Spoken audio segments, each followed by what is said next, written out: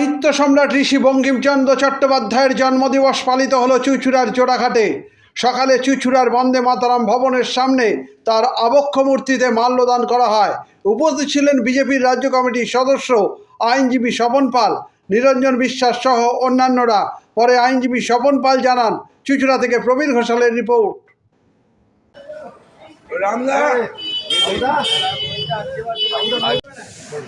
আজ সাহিত্য সম্রাট ঋষি বঙ্কিমচন্দ্র চট্টোপাধ্যায়ের 126তম জন্মজয়ন্তী আমরা পালন করছি।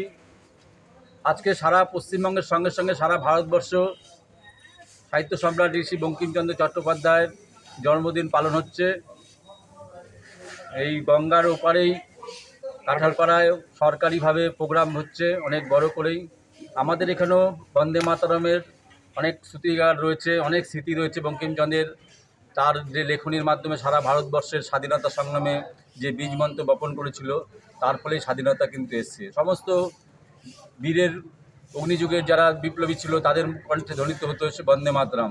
সেই বন্দে মাতরমকে বর্তমান যে রাজ্য সরকার, সেই রাজ্য সরকার স্বীকৃতি দিয়েছেন এবং প্রত্যেক স্কুল কলেজ শিক্ষা প্রতিষ্ঠানে আমরা সকালবেলায় বন্দে মাতরম এখন শুনতে পাচ্ছি, যেটা অতীতে এর আগে আমরা দেখতে পেতাম না।